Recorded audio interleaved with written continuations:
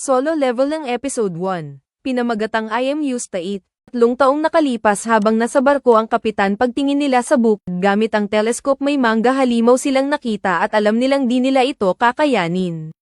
Sa mundong to, may mga pintuang bigla na lang lumilitaw. Tinatawag itong mga gate, daan papunta sa mga dungeon na pan ng halimaw at matinding panganib. Kapag hindi ito na-clear, lalabas ang mga halimaw at maaaring wasakin ang mundo ng mga tao.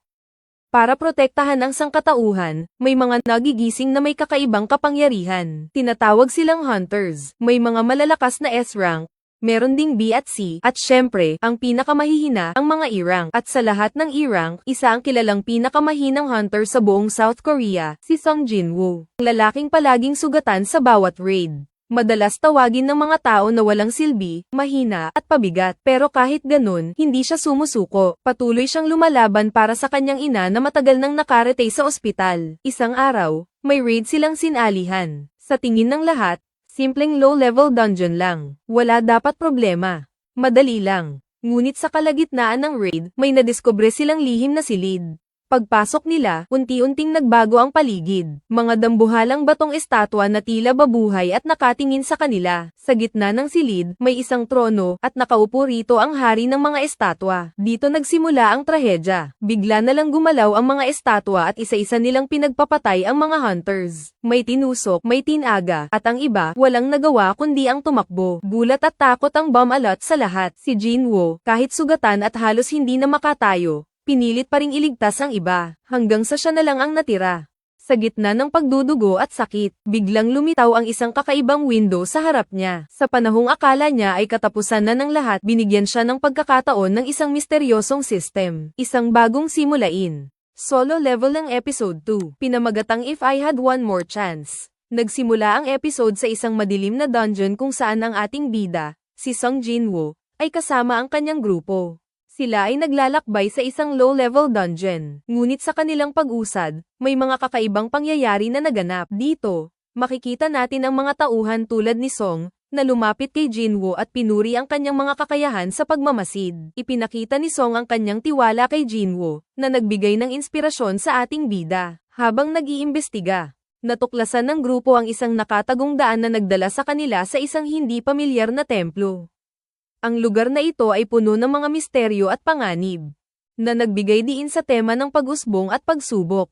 Sa kanilang pagpasok sa templo, naharap sila sa mga malalakas na halimaw. Habang naglalakad ang mga hunters sa loob ng lihim na silid, napansin nilang tila kakaiba ang mga stone statue na nakapalibot. Nakaayos ang mga ito sa anyong parang sumasamba sa dambuhalang Diyos-Diyosan sa gitna. Dito na nagtaka si Song Chi-yul, isa sa mga veterano sa grupo. Biglang lumitaw ang isang system-like na tablet na naglalaman ng 3 utos, sinunod ng ilang hunters ang unang utos, lumuhad sila. Ngunit ang iba ay nagmatigas. Sa loob ng ilang segundo, gumalaw ang mga stone statue at walang awa nilang tinaga at tinusok ang mga hindi lumuhad. Nagkalat ang dugo at halakhak ng kasamaan. Si Jin-woo, bagamat nanginginig sa takot, ay pilit pa ring sumabay sa pagpaparangal sa dambuhalang estatwa. Sa bawat segundo, dama niya ang bawat pintig ng puso niya, parang sisabog sa kaba. Pagkatapos noon, lumabas ang huling utos. Prove your faith. Laking takot ng grupo, ang altar ay may espada at isang upuan. Napagtanto nila na isa sa kanila ang kailangang ialay. Dito na nagkagulo. May ilang nagtakbuhan, ngunit agad ding pinatay ng mga stone statue archer. Ang natira ay sina Jin-woo, Chi-yul, at si Lee Ju-hee, ang healer na malapit kay Jin-woo. Sa gitna ng kaguluhan, inisip ni Jin-woo kung paano makakaligtas ang lahat. Napansin niyang tila nagbabago ang tempo ng mga estatwa kapag sinusunod ng maayos ang utos. Mula rito, nagdesisyon siyang ialay ang sarili sa altar para subukang tapusin ang ritual. Lumapit siya habang duguan na at halos mawalan ng malay. Iniangat ang espada at nilagay sa altar. Biglang nagliwanag ang magic circle, ngunit hindi iyon sapat.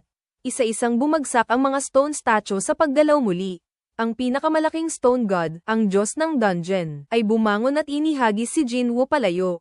Sa gitna ng kanyang pagkalugmok, tumunog sa harap niya ang isang system window, isang kakaibang blue screen na parabang sa isang video game. Would you like to become a player? Sa huling hibla ng kanyang lakas, tinanggap niya ito. Solo level ng episode 3. Pinamagatang It is like a game. Akala ni Jinwoo na mamatay na siya dahil wala na siyang lakas, pinagsasaksak siya ng mga dambuhalang halimaw. Naghiling siya na sana ay meron pa sing isang chance na mabuhay at natupad ito ng system. Nagigising si Sung Jinwoo sa ospital, at nakikita ang mga resulta ng kanyang pakikipagsapalaran. Binigyan agad siya ng letter mula sa Hunters Association Surveillance. At tinatong na naka-experience ba siya ng reawakening. Kuwit.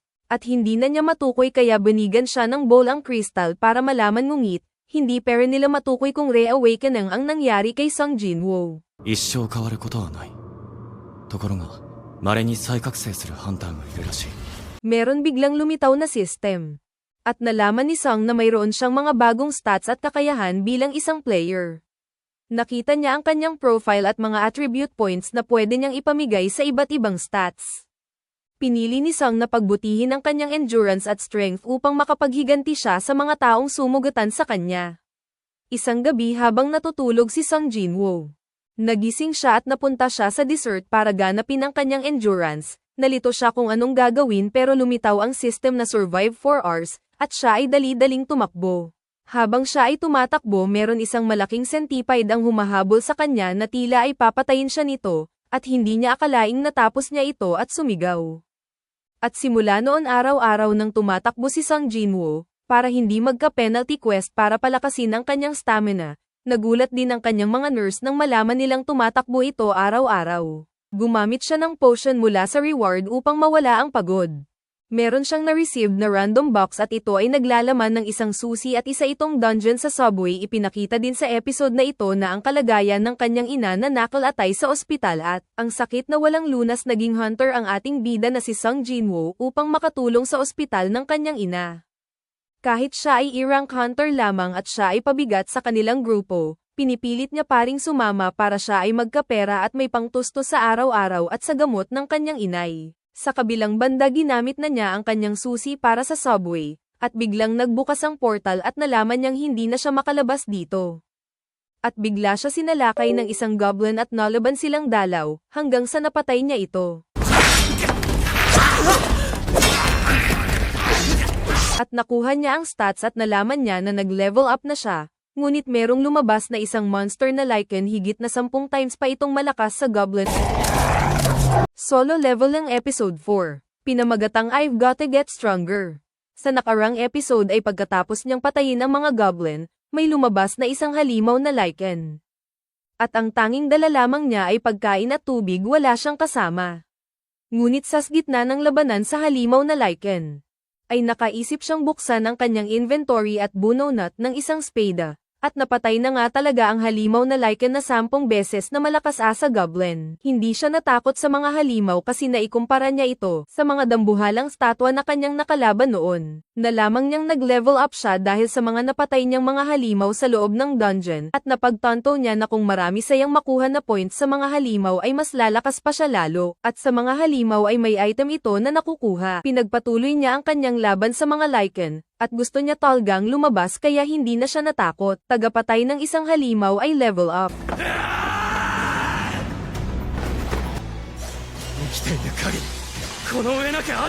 At napatay niya lahat ng Lycan at may nakuha siyang isang green na bato. Habang nagpapalakas si Jinwoo, dumalaw sa kanya si Juhi, ang healer na kasama niya noon sa dungeon. Nalaman ni Juhi na muling magbubukas ang portal ng dungeon kung saan maraming hunter ang nawawala. Ngunit dahil sa trauma, nagdesisyon si Juhi na tumigil na sa pagiging hunter. Naiwan si Jinwoo na nag-iisip, pero alam niyang kailangan niyang ipagpatuloy ang pagpalakas. Kahit alam na niyang sira ang kanyang spada at mapanganib, ay ipinagpatuloy pa rin ito ni Sung Jinwoo sa kagustuhang niyang lumakas. At biglang inatake siya ng isang halimaw mula sa tubig at naputol ang kanyang spada. At ang kanyang nakalaban ay isang boss na ahas. Inatake niya ito ngunit ang balat ng ahas ay isang metal kaya hindi ito madali para sa kanyang talunin ito.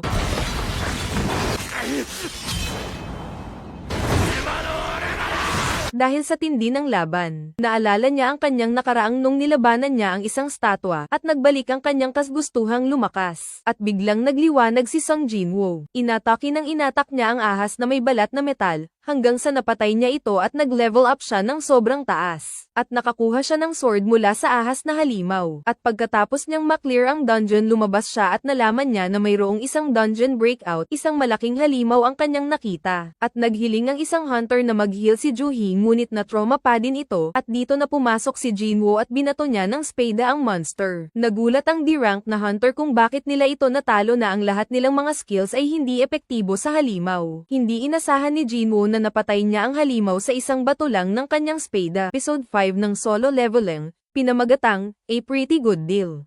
Nakita ng mga nurse ang isang A-rank hunter na nagwo-workout at parang gusto nila ito. Ika nga nila ang hunter ay cute. At pagpasok ng isang nurse sa kwarto ni Jinwoo ay nabigla ito sa kanyang katawan kasi puro ito pandesal at na-inlove ang nurse sa muscles ni Jinwoo. At sinabi ng nurse na discharge na si Jinwoo. At nanghingi ito ng number ni Jinwoo. In-interview si Baekhyuno sa news at tinanong kung ano ang kanyang ginagawa bilang isang S-rank na hunter.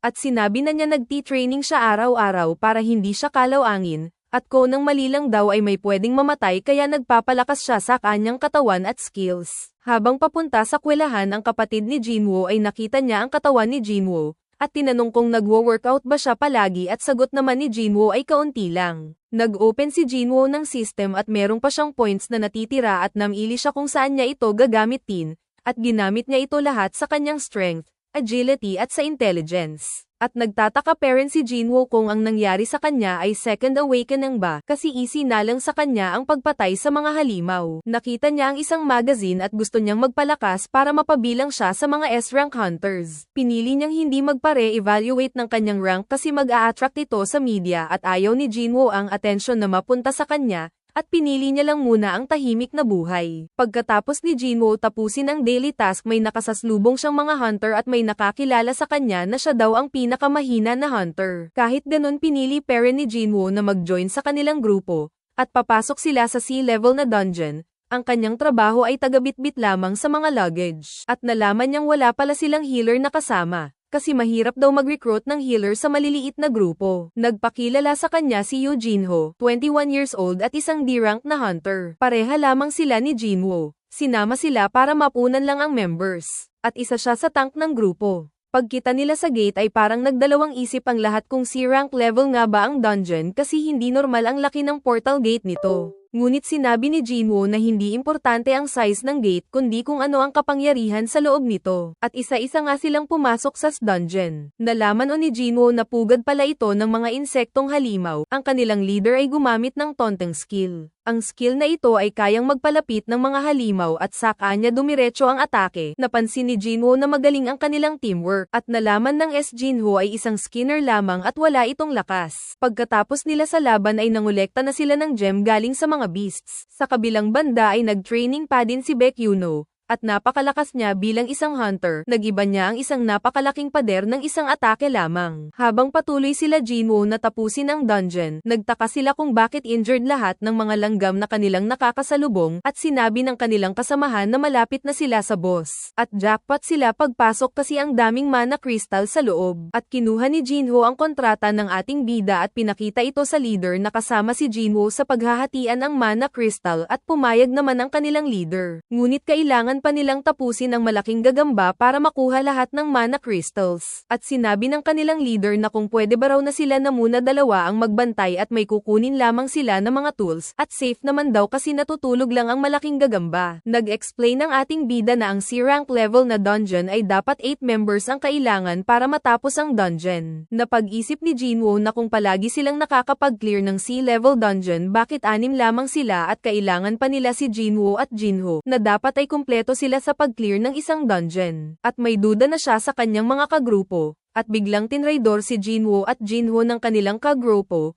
at tama nga ang kutob ni Jinwoo sa kanila. Pero sa kabila ng lahat kailangan pa rin nila ayong harapin. At biglang nagising ang boss gagamba, gustong labanan ni Jinwoo ito, pinalabas niya ang kanyang spada at Shunbing kaya niya itong patumbahin. Solo level ng episode 6. Pinamagatang The Real Hunt Begins. Pagkatapos nilang i-trap sina Jinwoo at Jinho sa loob ng dungeon, nagtanong ang isang member na bakit hindi NLNG nila patayin kaagad at pinapatagal pa ito. Sumagot naman ang leader na kung papatayin nila sa loob baka magising ang gagamba at paano nila makukuha ang mana crystals. Maghintay na lamang daw silang kainin ng spider si Jinho at Jinwoo para madali nilang makuha ang mana crystals. At kung hindi raw nila makukuha ang crystals ay kukunin daw nila ang mga kagamitan ni Jinho dahil nagkakahalaga ito ng milyon. Sa kabilang banda ay nagkaharap na sila Jinwoo at Jinho sa malaking spider. Sa mga nakaraang nakalaban ni Jinwoo na mga boss ay higit pa ang spider na ito sa kanila pero hindi siya nakakramdam ng takot. Sinabi ni Jinwoo na hunter are called hunters for a reason and the real hunt begins now. Sumakay sa kotse si President Go at nagsalita tungkol sa mga interview sa SMGAS Rank Hunters. At hinamon siya si President Go sa isang sparring at pumayag naman ito. Umatake si Jinwoo sa spider pero napakakapal ng balat ng spider at nagulat si Jinho sa mga atake ni Jinwoo. Nang aatakihin na sana ni Jinwoo sa weak spots ay biglang lumuwa ang spider ng napakalaking acid. Ginamit ni Jinho ang kanyang bilis para patumaban ang spider pero kulang pa rin ito.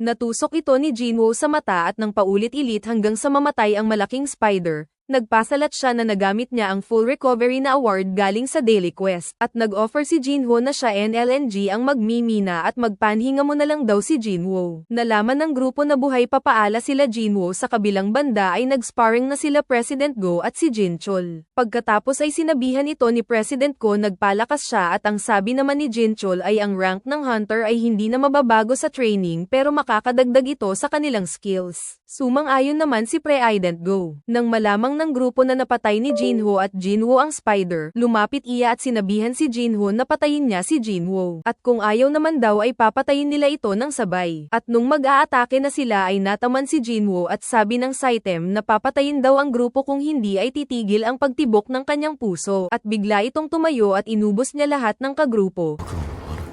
駆られる覚悟ができてる。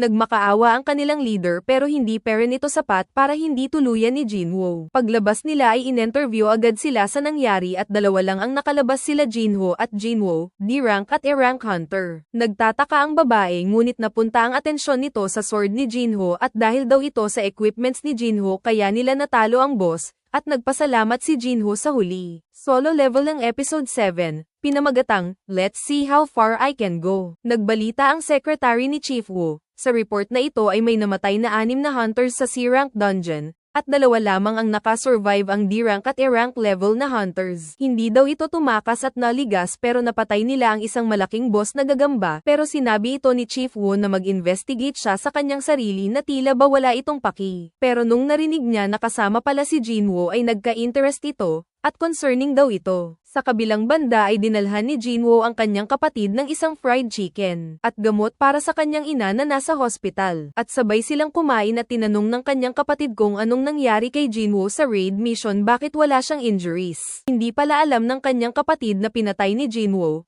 ang nagtraidor sa kanya sa dungeon. Napag-isip si Jinwoo na lumakas pala ang kanyang bravery kaya niya ito nagawa. Ngunit hindi sa mga halimaw kundi sa mga taong ang traidor sa kanya, biglang may lumabas sa system na harmful substance at nag-debuff ito dahil pala ito sa beer na kanyang iniinom. Dahil dito may nakuha siyang isang skill health and immunity. Pumasok ang kanyang kapatid sa kwarto at sinabing tumatawag daw si Yoo Jinho sa kanya. At nagkita sila sa kapehan. At sinabi ni Jinwoo sa kanya na sekreto lamang ang nangyari sa dungeon. Gusto pala rekrutan ni Yoo Jinho ang ating bida para sa 19 missions para maging isang guild master. Dahil isa ring guild master ang ama ni Jinho. Niliwanag ni Jinwoo na ang dungeon ay mapanganib pero madami itong mga rare treasures. Ang mana crystal ay part lamang ito sa kayamanan ng dungeon. At ang magkatawan ng mga halimaw ay pwedeng gamiting sangkap para mabuo ang mamahaling equipments, at pwede itong mapagkakitaan. Binigyan ng kontrata ang ating bida, at in-offeran siya ng 30 billion para sa 19 C-rank missions, ngunit tinanggihan pa rin ito ni Jinwoo. Pinadalaan ni Mr. Huang ang mga information ng dalawang nakaligtas sa dungeon at gustong malaman niya kung sino ang pumatay sa kanang kapatid. Tinanong niya ang kanyang assistant kung anong magyayari kung may papatayin siya sa ibang bansa at sinabing pwedeng persecution ang kanyang matatanggap sa batas na pagpatay ng tao. Nagalit ito at gustong maghiganti sa pampatay sa kanyang kapatid. Sa kabilang banda ay nag-daily task si Jinwoo kasama ang kanyang kapatid. Tinanong niya ang kanyang kapatid kung may 30 billion siya ano ang kanyang gagawin, at sinabing babayaran niya ang hospital bills ng kanyang ina at college tuition fees para sa kanya. At biglang tumakbo ng malakas si Jinwoo, at natapos niya ang kanyang daily task at may reward siya dito. At kahit natapos na niya ang daily task gusto niya paring patuloyan ang kanyang exercise. At biglang may secret quest na lumabas sa system, at pinili niya ang kanyang reward na Blessed Random Box, at ang laman nito ay isang red na susi. Sa dungeon na nabanggit ay pwede niyang makuha ang Elixir of Life na kayang makapagpagamot ng anumang sakit, at gusto niya itong gamitin sa kanyang ina. Ginamit niya ang susi at pumasok siya dito.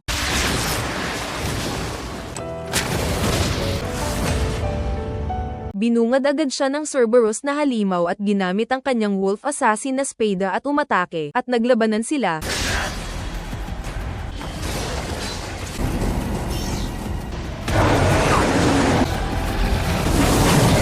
At nasugatan siya sa halimaw, at low HP na siya. Ginamit niya ang full recovery at umatake. Nagwawar nang na ang system ni Jinwoo na wala na siyang dugo, pero alam niyang hind siya mamatay dito. Gagamitin na niya sana ang green na item pero naduplis ito ng halimaw.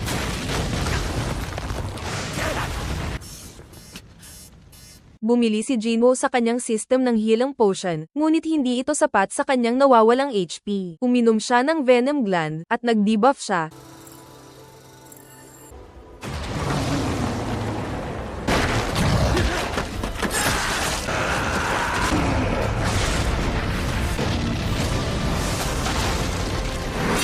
Inatake niya ito poli ulit sa mata at namatay ang Cerberus, at nag-level up siya ng madami. Marami din siyang nakuha na mga item galing sa halimaw na Cerberus, at nakakuha siya ng mga recipe para buhin ang Elixir of Life. Kulang pa ang kapangyarihan at babalikan lamang niya ito pag malakas na siya. Solo level ng episode 8, pinamagatang, This is Frustrating. Habang nasa hospital si Jinwoo at nakatingin sa Elixir of Life na recipe, gusto niya itong makuha at gamitin sa kanyang ina. Gusto niyang ring magpalakas para makuha na niya ang mga sangkap na nandoon sa dungeon. Nag-meeting uli sila Jinwoo sa kapehan at tinatanggap na ni Jinwoo ang offer niya. At nag-offer si Jinwoo na sila lamang dalawa sa mission at wala nang iba. Kahit na mapanganib ito at dalawa lamang sila ay mas mabuti na kasya traderin ulit sila. At sa kakayahan ni Jinwoo ay kaya na niyang i-clear ang C-rank dungeon. At pumayag naman si Jinwoo dito. Sa kabilang banda ay tumatakbo naman ang isang magandang babaeng hunter at nalaman niya may tumatago at pinalabas niya ito. Isa pala siyang S-rank na hunter kaya nalaman niya ito. Habang nakasakay si Eugene at ang kanyang ama sa kotse, ay nagkwento ito na kung walang dungeon, ay hindi mabilis na lalago ang ekonomiya sa kanilang lugar at ang kayang makakuha ng mga items sa loob ng dungeon at i-clear ay hunters. Ang isang nagmamanage ng hunters ay isang government agency at ito ang Hunters Association. Ang Hunters Association sila ang may kakayahang alamin kung ano ang rank ng mga hunters at nag-assign ng mga hunters kung may hindi malaman na mga gates at sila rin ang pumapasan sa mga damage kung may dungeon outbreak sa lugar. May 5 mga guild ang gumagawa nito: Hunter Guild, White Tiger, Fin Guild, Fame Guild at Knights Guild. Gusto ng ama ni Jinho na makapag-create sila ng guild. Alam ni Jinho na mahirap ito. Habang patuloy na tinatapos ni Jinwoo ang kanyang daily quest, ay nagbukas siya ng magic box. Akala niya makakuha siya ulit ng susi, ngunit ang lumabas ay isang bingo card. Habang tinignan niya ang system ay napagtanto niya na hindi ito sapat at kailangan pa niya mag-level up ng marami para lumakas. Biglang naka-receive siya ng text galing sa Hunter Association at kailangan ng team para sa D-rank mission pero hindi siya sumali rito. Sayang lamang daw sa kanyang oras. Sa kabilang banda ay nag-teach-running parent si Mi, Song ng sword fight at nagbalik ang kanyang nakaraan at sinabihan siya sa kanang asawa na mag-retire na ito sa pagiging hunter dahil marami nang namamatay dito. Kahit gusto na niyang mag-retire pero kulang pera ng kanilang pondo para sa kanyang ama kaya kailangan NYAG magtrabaho. Sa kabilang banda naman ay ang usap ang mga S-rank hunters. At sinabi ni Baek Yuno na hindi ito ang kanyang trabaho ang pagharap sa media, pero request pala ito sa kanilang President Go. Binigyan si Baek Yuno ng information na may nagre-recruit ng guild, ngunit nagalit ito at sinabihan si Choi Jong-in na kung ano talaga ang kanyang pakay kung bakit siya pinapatawag. Pumasok si Hunter Cho sa loob at nag-usap sila, at nag-report lamang ito at sinabi niya na may nag-recruit din pala sa kanya galing sa Eugene Construction. At nag-decline dito sa offer na magiging guildmaster siya kapag pumayag siya rito. Habang nag-iinom si Baekhyunho tinanong siya kung anong naiisip niya sa Jeju Island. Ito pala ang dahilan kung bakit siya pinatawag, at gusto pala ni Choi Jong-in na tapusin ang Jeju Island. Bumalik tayo sa ating bida na si Jinwoo at paalis na naman ito sa kanilang bahay. Nagkasaslubong ulit si Jinwoo at kanyang kasamahan noon na si Mr. Song, at nakita ang pagbabago ni Jinwoo. At masaya silang nag-uusap. Pero naputol pala ang kamay ni Mr. Song, nag-reunion ulit lahat sa isang D-rank gate. 周飛さんすごく見違えて。はい Ngunit may biglang dumating na mga prisoners para i-conquer ang gate. Ito si Kang Tashik, isang B-rank na hunter galing sa surveillance hunter. Siya ang nagdala ng mga prisoners para tumulong sa mission. Hindi sila natakot at pumasok silang lahat. Solo level ng episode 9, pinamagatang You've been hiding your skills. Pinapatay ng mga prisoners ang mga goblin at madali lang ito para sa kanila. At pinuri ni Mr. Song si Jinwoo na malakas na daw siya kaysa dati. At sinabi ni Kang Tashik na napakadali lamang ang pag-clear dito at gusto niyang mag-split ang grupo kahit risky ito, ngunit mapapadali nito ang pag-clear sa dungeon. At pumayag naman si Mr. Song dito. Nalaman agad ni Jinwoo kung saan nakatago ang boss at pumunta agad sila doon. At gustong mag-sorry ng kasamahan noon ni Jinwoo sa dungeon dahil tumakas lamang sila at iniwan niya si Jinwoo. At kung gusto raw nilang tawaging hunters ay dapat marunong silang tumanggap ng pagkakaamali. Habang pinapatay ng mga prisoners ang giblins ay tinanong ni Kang Tashik kung ang mga goblins ba kung tao papatayin niyo peren ito. Sinagot naman nag-isang prisoner ay pareho lang daw ito, wag walang pagkaiba. Si Kang Tashik pala ay inutusan na patayin ang mga prisoners dahil nakagaawa pala sila ng masama sa batang babae. At gusto ng ama na makagante siya sa mga nagawa ng mga prisoners. Nag-offer ito ng 3 million para patayin ang mga prisoners. At nakita ng mga kasamahan na pinapatay ni Kang Tashik ang mga prisoners at nagulat sila. At pinugutan na niyang ulo ang isa at sa paglalakad nila Jinwoo ay nakita nila ang mga bangkay ng prisoners. At ang kanyang mga kasamahan noon, inutosan ni Jinwoo na gamitin ang healing skill. Pero hindi ito sapat at namatay pa din ang kanyang mga kasamahan. Si Mr. Kim ay humingi pa ng tawad kay Jinwoo kahit papunta na ito sa kamatayan. Biglang umatake si Kang Tashik ngunit nahawakan ito ni Jinwoo, at pinuri ni Kang Tashik ang agility ni Jinwoo. Naglaban si Mr. Song at Kang Tashik. 防御に弱いという欠点がある。意味はあるかもしれない。かかってるとはいえ熟練の身のこなしだ。魔法使いごとき暗殺系ハンターの速度につい Nung papatayin na ni Kang Tashik si Mr. Song ay gumamit siya ng mage spell at akala niya gumana ito pero walang bisa ito kay Kang Tashik. Naglaban na sila Jinwoo at Kang Tashik. Pareho lamang sila ng bilis. Sinabihan ni Kang Tashik ni Jinwoo na malakas ito at sabi naman ni Jinwoo na pwede ba niyang baban ang kanyang killing intent. EQ が再覚醒したところどこにもない。スピード At gusto ng system na patayin si Kang Tashik at biglang naghalimaw si Jinwoo. Biglang nawala si Kang Tashik na parang bula. これを使えるということ誰も知らないがね。なぜなら使える戦闘系ハンターなんて聞いたことがない。変わったのは外見だけじゃなかった。お前のようなクズにまさか殺気で僕の位置を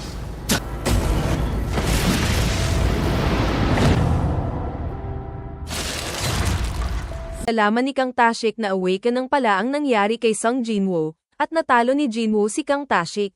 深淵もまたお前をの Nung makalabas sila Mr. Song sa dungeon ay tinanong sila kung sinong pumatay kay Kang Tashik at anako ni Mr. Song na siya ang pumatay kay Kang Tashik. At natapos na ito sa kanyang report at nagpasalamat si Jinwoo kay Mr. Song. Solo level ng episode 10, pinamagatang What is this a picnic?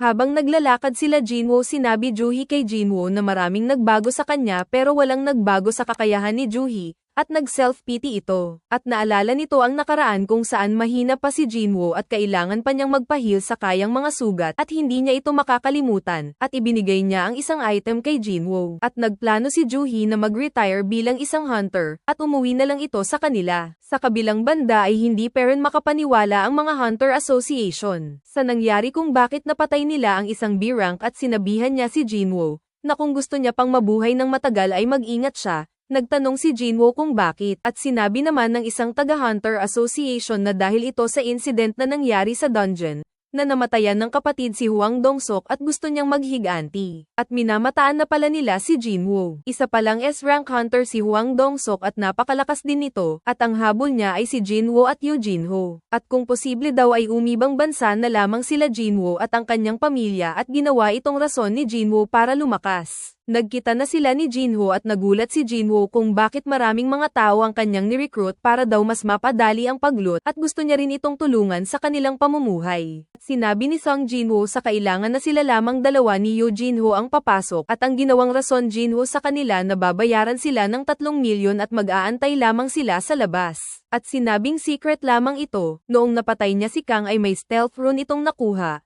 At ginamit ito ni Jinwoo at nadagdag ito sa kanyang skills. Nag-south ng mamahaling set si Yoo Jinho ngunit sa isang daliri lamang ni Jinwoo ay natamba ito at sabi ni Jinwoo na habarin niya ito, at pumasok na sila sa dungeon. なめくさってやがる。 Pagkalabas ni Jinho ay akala ng kanyang kasamahan ay nakatakas ito ngunit na-clear na pala nila ang dungeon, at hindi makapaniwala ang mga kasamahan. Habang pinapatay ni Jinwoo ang mga halimaw ay si Yoo Jinho naman ay busy sa pagkukuha ng mga items at crystals. At nagpatuloy ang mission ni Jinwoo at nag-level up siya ng marami dahil sa mga nakuha niyang experience sa mga halimaw galing dungeon. Marami din siyang skills na nakuha mula dito. Ngunit ang mga skills niya ay kailangan mataas ang kanyang mana para mapanatili niya itong magamit at nagpaplano ulit siyang pumunta sa Demon Castle. Sa kabilang banda ay may nag-report na meron daw bumili ng 150 million sa isang C-rank gate at hindi pa nila alam na si Yoo Jinho ang may pakana ng lahat na ito. Nalaman na pala ng taga-Hunter Association na may second awakening si Jinwoo dahil sa 3 major incidents na nangyari sa kanya pero nakaalis pa rin ito ng buhay. Nung una ay ang Double Dungeon. Pangalawa ay ang Dong-sok's Team 3 at huli ay ang team ni na Mr. Kang isang surveillance team hunter. Nakita ng mga taga-Hunter Association na may gate at sinabihan sila ng isang babae off limits daw ang lugar. At nalaman ito ng taga-Hunter Association na pumasok si Jinwoo kahit wala ang ibang member ng team, at alam na niyang nakapalakas na pala talaga ni Sung Jinwoo. Binabangongot si Choi Jong-in iyang S-rank hunter, palagi niya pala itong napapaginipan. At meron pala siyang mission sa Jeju Island. Kinausap si Jinwoo ng mga interviewer galing sa White Tiger Guild. At gusto palang i-recruit si Jinwoo sa kanilang guild. Pero tinanong ni Jinwoo kung magkano daw ang White Tiger Building at kung kaya ba nila ibigay ito sa kanya at ito ay nagkakahalaga ng 50 billion. Sinabi ni Jinwoo na ang Eugene Construction ay nag-offer ng 30 billion at kung gusto raw nilang makuha si Jinwoo ay doblehin nila ito. At tinanggihan ni Jinwoo ang AY Tiger Guild. At tinanong ito ni Jinwoo na bakit kilala siya ng mga ito at sekreto ba daw ang pag-iimbestiga sa kanya. Pero nawala bigla si Jinwoo. Gumamit pala si Jinwoo ng stealth skill. At alam na niya kung bakit nag-offer ng malaking pera ang Eugene Construction Company. At sinabi ni Jinwoo sa kanya kung meron pa bang nag-iimbestiga at sinabi ito na 2 lamang sila. At sinabing wag na daw silang makialam ulit kay Jinwoo. At sa huli nilang pag-uusap pinainom ito ni Jinwoo ng potion para mawala ang sugat nito, at lumakad ito papalayo. At sinabi niya ito sa kanyang kasamahan na mas malakas pa pala si Jinwoo kaysa sa kanilang pag-iisip, at binili lahat ng Eugene Construction Company ang mga natitirang Seagate. Solo level ng episode 11, pinamagatang A Knighthood Defends an Empty Throne. Pumunta si Jinwoo sa malayo para gamitin ang job change quest. Lumabas raw ito nung nakatungtong siya ng level 40, at unti-unti niya nang nalaman ang system. At itong job change quest ang kakaiba sa lahat, mukha raw itong mahirap. Bahala na raw basta't lumakas lang siya. Pag-open sa portal ay nakalimutan niya palang mag-daily quest. Sa kabilang banda ay nag-dinner sila Yoo Jinho at ama niya.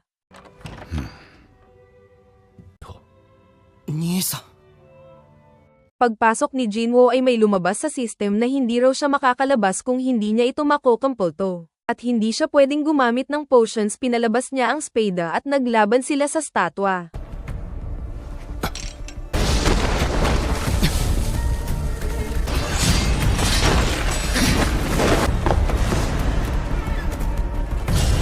Nalaman ni Jinwoo na matigas pala ang shield ng soldier ay bigla niya itong inatake sa ulo at ang soldier ay wala palang katawan. At biglang lumaki ang problema ni Jinwoo dahil marami ang soldiers na paparating sa kabilang banda naman ay nag-meeting tungkol sa pag-recruit nila sa mga S-rank hunters ngunit hindi ito tinanggap. Kaya ang ginawa ni Jin Sung ay nag-recruit siya sa Middle East na mga hunters. Binalaan niya si Yoo Jin-ho na wag daw siya hamarang sa kanyang dinadaanan. Yumuko lamang si Yoo Jin-ho at sinabi sa kanyang sarili na hindi nila alam kung gaano kalakas si Sung Jinwoo. Bumalik tayo sa labanan, pinugutan ni Jinwoo lahat ng soldiers, at biglang inatake siya ng mage, at nagsabay silang lahat na umatake sa ating bida na si Jinwoo. そこまで上げてない。おかげでマナも少ない。 Pinatawag pala ni Hunter Cho ang lahat ng S-rank hunters para sa mission natapos Jinwoo ang kanyang kalaban at nakuha niya ang equipments nito. Pagbukas niya ng malaking pintuan ay humrap sa kanya bigla si Egress the Blood Red, isa ng knight na nagdi-defend sa empty throne.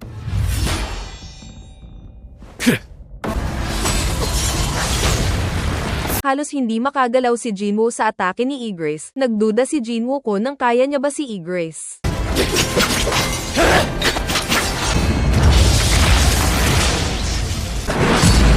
At hinamon niya ng santukan sa kabilang banda ay nag-usap sila President Go Gun-hee, at nagpasalamat si Hunter Choi dahil binigyan siya ng malaking mission. At sinabing ang Jeju Island daw ay dangerous, biglang inatake ni Egress si Jinwoo. Sinabi ni Jinwoo na napakalakas ni Egress at pinalabas ni Jinwoo ang tinuro ni Ambak sa kanya.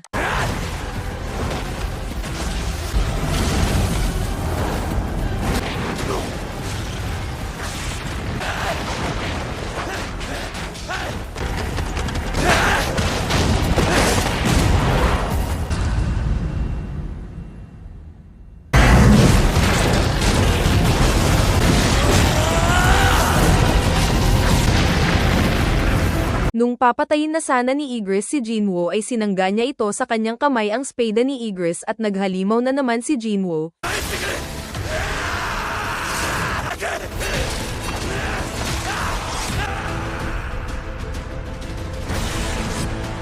At natalo ni Jinwoo si Egress. Maswerte lang daw si Jinwoo dito kasi kung babasehan sa strength, skill and experience ay mas lamang pa si Egress sa kanya, at nakakuha siya ng maraming gold at S-rank equipments. Nung akala ni Jinwoo ay tapos na biglang may maraming portal at naglabasan ang lahat soldiers, archers at mage. Sa kabilang banda naman ay papunta na sa Jeju East lang ang mga S-rank hunters. Gumamit ang mage ng spell at nawalang bisa ang stealth. Nung gagamitin niya ang teleportation ay inatake siya at nawala ito. Solo level ng episode 12 pinamagatang, Arise. Naglaban parent si Jinwoo at hindi niya alam kung makakalabas pa ba siya ng buhay at ginamit niya ang Dempsey roll at moves ni Ongbak. ずっと底辺にいた。誰よりもその惨めさを知っている。 Nung nanghina na si Jinwoo ay bigla siyang nakarinig ng salita na si Jinwoo daw ay isang pinakamahinang hunter sa lahat, weakest hunter forever. At biglang lumitaw ang shadow clone ni Jinwoo. At sinabing bakit daw ang hilig niya mag-take risk at parang blame ito na lumakas si Jinwoo. Busy parent si President Go Gun-hee sa pag-raid ng Jeju Island. At ang mga nakabalik daw na mga hunters galing sa Jeju Island noon ay traumatized or may mga madaming injuries. Kung hindi raw nila ito matatalo ay mamatay daw ang lahat ng tao. Pinuri ng shadow clone si Jinwoo ngunit sinabing malakas lang daw ito sa labas pero sa loob ni Jinwoo ay mahina parent ito. Sinabi ng clone na si Jinwoo lang daw ang papatay sa kanang sarili. At nung papatayin na si Jinwoo ay biglang lumitaw ang penalty at sabi ng clone ay ayaw pa daw ng system na mamatay si Jinwoo, na transfer ito sa penalty zone ngunit sugatan parent ito. Bumili si Jinwoo ng potion para mawala ang kanyang fatigue. Imbis na takbuhan ni Jinwoo ang mga centipede ay papatayin niya na lang daw ito. これからまた会ってやる。俺の命ころで俺をさらに強くするだけだ。 Nagtataka ang kapatid ni Jinwoo bakit daw hindi pa ito bumabalik at kung may girlfriend na ba daw ito. Naubos ni Jinwoo ang lahat ng giant centipede at nag-scroll sa system at bumil ng sword. Ginamit niya ang stone galing kay Egress at meron siyang skills na nakukuha na hindi kailangan ng mana ang ruler hand, at naghanda si Jinwoo pabalik sa castle. Marami nang napatay si Jinwoo ngunit hind parent siya nag-level up at nagtaka siya kung ano ang ginagawa ng mage. Nagsasamon pala ito ng soldiers. At pinunteriya niya ang mage.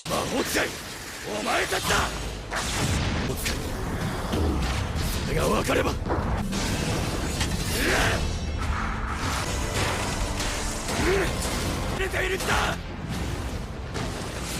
Nagsamaw ng mage ng golem at natapos ni Jinwoo ang mission.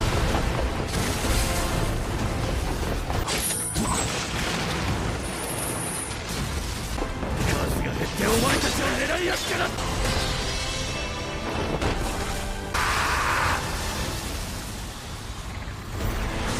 Biglang nagkaroon siya ng summoning skills. Ang job change pala ay pre-arranged na kaya walang choice si Jinwoo kundi sundin ang system para marating niya ang pinakasukdulan ng pagiging malakas. Habang nagtataka siya nag-yes siya sa pagiging isang necromancer, at biglang nag-level up si Jinwoo ng napakalakas, na-obtain niya ang Shadow Monarch.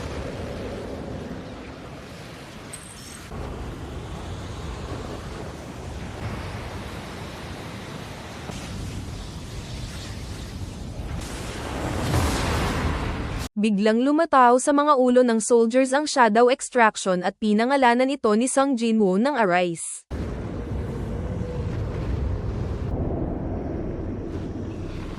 Natuwa si Jinwoo dito makaka-extract siya ng mana at makakapag-create din siya ng Shadow Soldiers, at kaya niya ring makapag-summon kahit saan. At nakita niya si Igris at lumitaw ang Shadow Extraction possible. Nung ginamit siya ng extraction kay Igris ay nag-failed ang dalawang attempt dito ngunit sa huli ay pinuri ni Jinwoo si Igris. Kung ayaw daw ni Igris nakalaw-angin ang kanyang spada at sinabing fight for me at wag na niya daw protektahan ang empty throne, protektahan niya na lang daw si Jinwoo.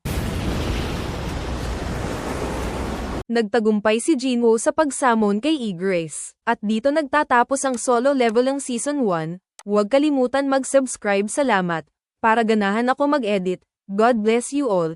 Abangan ang full Season 2.